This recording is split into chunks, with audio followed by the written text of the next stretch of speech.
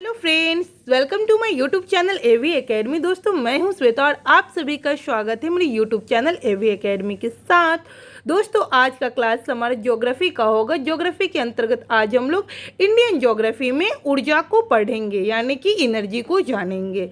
दोस्तों, कल के क्लास में हम लोगों ने मिनरल रिसोर्स के बारे में पढ़ा। तो जिन लोगों ने पिछले क्लास को नहीं किया, उनके लिए मैं डिस्क्रिप्शन बॉक्स में लिंक को डाल दूंगी ताकि आप लोग पिछले क्लास को कर लीजिए। दोस्तों, मैं बता दूं कि अभी जो भी मैं अपने चैनल के माध्यम से क्लासेस प्रोवाइड करवा रही हूँ, एनसीईआरटी बेस्ड क्लास है। तो आप लोग क्लासेस को पूरा कीजिए और पिछले क्लास को जो भी लोग अगर नए लोग जुड़े हैं इस चैनल से, तो आप लोग पिछले क्लास को कीजिए, क्योंकि जितने भी क्लासेस मैं प्रोवाइड करवा रही हूँ, हर एक क्लासेस से हर एक चैप्टर से आपके एग्जामिनेशंस में क्वेश्चन देखने को मिलते हैं। तो हर एक क्लास आपके लिए इम्पॉर्टेंट है और बहुत लंबा मैं क्लास भी नहीं करवाती हूँ, तो आप लोग क्लास को अच्छे से करते रहिए। तो चलिए आज के क्लास को शुरू करते हैं। एनर्जी, ऊर्जा संसाधन को जानते हैं। ऊर्जा संसाधन को दो भागों में बांटा गया है। ऊर्जा संसाधन को कितने भागों में बांटा गया है? तो दो भागों में बांटा गया है। दो भाग कौन कौन है? तो नवीकरणीय ऊर्जा और अनवीकरणीय ऊर्जा। नवीकरणीय ऊर्जा और अनवीकरणीय ऊर्जा के दो भागों में बांटा गया है। तो नवीकरणीय ऊर्जा संसाधन और अनवीकरणीय ऊर्जा संसाधन। देखिए दोस्तों, क्वेश्चन यहीं से पूछता है, जैसे कि एग्जाम्पल्स में दे देगा भूतापीय ऊर्जा। कौन से ऊर्जा संसाधन का मतलब कौन से ऊर्जा संसाधन है, नवीकरणीय या अनवीकरणीय, ऐसे करके क्वेश्चन पूछ देता है। तो आप लोग को ध्यान रखना है नवीकरणीय ऊर्जा में कौन कौन से ऊर्जा आते हैं और अनवीकरणीय में कौन कौन से आते हैं।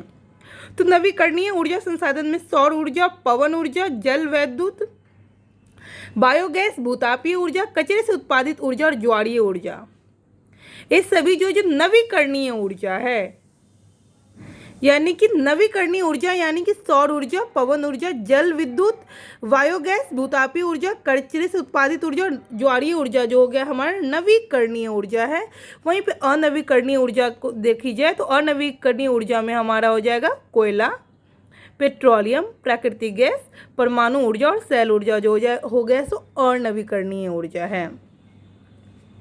तो अनवीकरणीय ऊर्जा में कोयला, पेट्रोलियम, प्राकृतिक गैस, परमाणु ऊर्जा और सेल जो है जो अनवीकरणीय ऊर्जा है। तो आप लोग ध्यान रखिएगा, नवीकरणीय ऊर्जा और अनवीकरणीय, यानी कि गैर नवीकरणीय भी बोला जाता है या फिर अनवीकरणीय ऊर्जा। ठीक है, एग्जामिनेशन पे कुछ भी दे देगा तो कंफ्यूज नहीं होना है। नवीकरणीय में आप लोग को ध्यान रखना है सौर ऊर्जा, पवन ऊर्जा, जल विद्युत, बायोगैस, भूतापीय ऊर्जा, कचरे से उत्पादित ऊर्जा, ज्वारीय ऊर्जा जो हो गया आपका नवीकरणीय ऊर्जा है। वहीं पे अनवीकरणीय ऊर्जा कोयला, पेट्रोलियम, प्राकृतिक गैस, परमाणु गैस ऊर्जा और सेल गैस जो है जो अनवीकरणीय ऊर्जा है। आगे पढ़ते हैं। भारत में कुल विद्युत ऊर्जा उत्पादन के स्रोतों के अंश का सही अनुक्रम क्या है? तो तापीय, जलीय, वायु और आणविक। तापीय है, जलीय है, वायु है, आणविक है। क्वेश्चन पूछता है, जैसे क्वेश्चन पूछ देगा कि विद्युत ऊर्जा उत्पादन के स्रोतों के अंश का सही अनुक्रम बताने के लिए, तो तापीय ऊर्जा, जलीय ऊर्जा, वायु ऊर्जा और आणविक ऊर्जा। ठीक है। जवाहरलाल नेहरू राष्ट्रीय सौर मिशन किस वर्ष प्रारंभ की गई थी? तो जवाहरलाल नेहरू राष्ट्रीय सौर मिशन जो है जो वर्ष 2009 में शुरू की गई थी। जवाहरलाल नेहरू राष्ट्रीय सौर मिशन का उद्देश्य वर्ष 2022 तक 20,000 मेगावाट क्षमता वाली ग्रिड की स्थापना करना था। आगे देखते हैं। काकरापाड़ा परमाणु विद्युत संयंत्र किस राज्य में स्थित है? तो गुजरात में। काकरापाड़ा जो है जो परमाणु विद्युत संयंत्र कहाँ स्थित है? तो गुजरात में। भारत में पेट्रोलियम का अग्रगणी उत्पादक राज्य कौन सा है? तो गुजरात जो है जो भारत में पेट्रोलियम का अग्रगणी उत्पादक राज्य, यानी कि सबसे आगे है यह राज्य।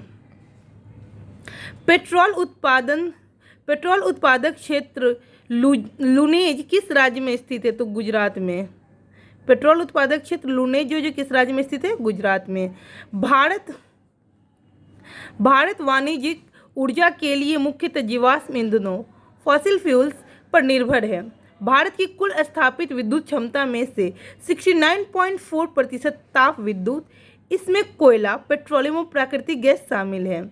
वहीं 14.8% जो है जो अक्षय ऊर्जा स्रोतों से, और 13.9% जो पनबिजली से, एवं 1.9% जो परमाणु ऊर्जा से विद्युत ऊर्जा प्राप्त होती है। इसी प्रकार गैर वाणिज्यिक ऊर्जा का लगभग 60% जलाऊ लकड़ी से प्राप्त होता है। इसके साथ गोबर 30% और अपशिष्ट पदार्थ का 10% ही का भी क्या है, एवं अपशिष्ट पदार्थ जो है जो 10% का भी पर्याप्त महत्व है। तो आगे देखते हैं हम लोग, राणा प्रताप सागर बांध विद्युत गृह कहाँ स्थित है? तो कोटा राजस्थान में स्थित है। राणा प्रताप सागर बांध विद्युत गृह कहाँ स्थापित किया गया है? तो कोटा राजस्थान में। पवन ऊर्जा के उत्पादन में किस राज्य का प्रथम स्थान है? तो तमिलनाडु का। पवन ऊर्जा के उत्पादन में पहला स्थान किसका है? तो क्या कहते हैं, तमिलनाडु का। और देखिए यहाँ पे ध्यान रखिएगा, भारत में पेट्रोलियम का अग्रगणी राज्य गुजरात है। पवन ऊर्जा के उत्पादन में पहला स्थान कौन सा राज्य है? तो तमिलनाडु का है। आगे देखते हैं हम लोग,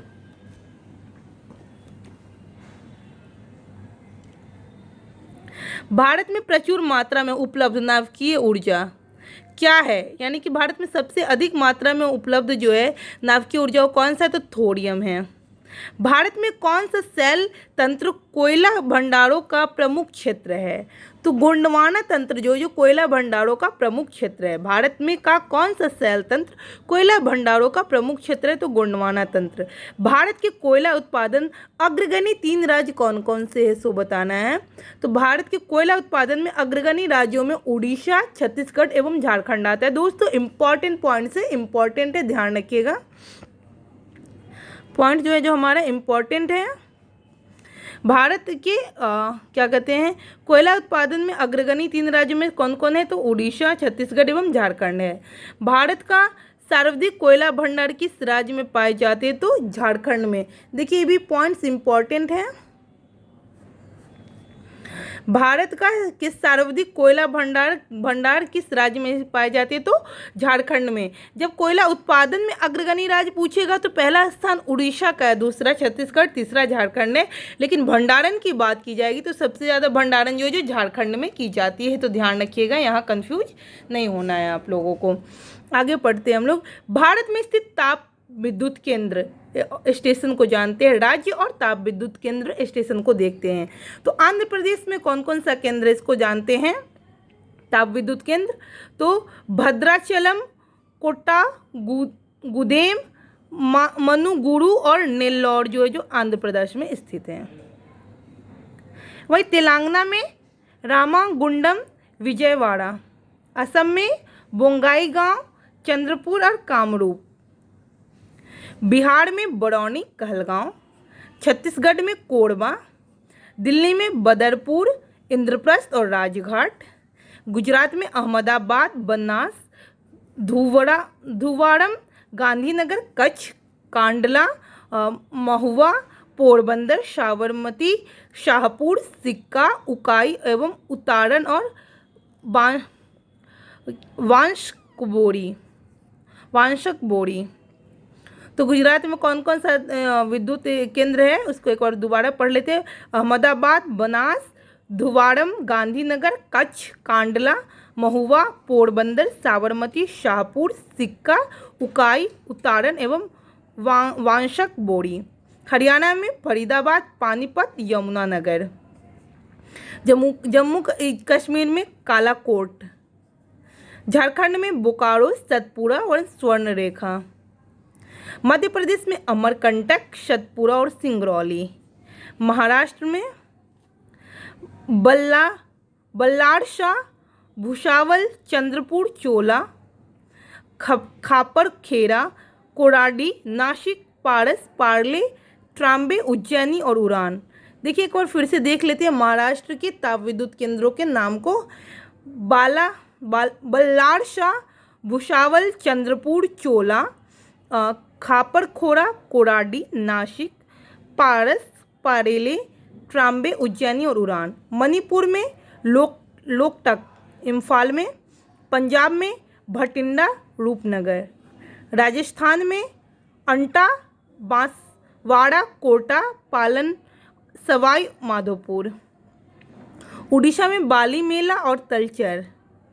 तमिलनाडु में एन्नौर, मटेरू, नवेली और तूतीकोरिन। उत्तर प्रदेश में बहराइच, दोहरी घाट, गोरखपुर, हरदुआगंज, जवाहरपुर, कानपुर, मऊ, मुरादाबाद, ओबरा, पनकी, परीक्षा और टुंडला। पश्चिम बंगाल में बीरभूम, बुंदेल, दुर्गापुर, फरक्का, गौरीपुर, कालीघाट, कोलकाता, मुर्शिदाबाद और टीटागढ़। आगे देखते हैं हम लोग। तो इस तरीके से हम लोग इसको पढ़ लिए। क्या भारत में स्थित ताप विद्युत केंद्र किस राज्य में कौन कौन से ताप विद्युत केंद्र हैं, और आज का लास्ट पॉइंट हम लोग देखते हैं, और शेष जो बचा है उसको नेक्स्ट क्लास में हम लोग करेंगे। तो आज का जो हमारा क्लास है, लास्ट पॉइंट जो इसको देखते हैं। विश्व का सबसे लंबा बांध हीराकुंड बांध है, जो कि उड़ीसा राज्य में महानदी पर निर्मित है।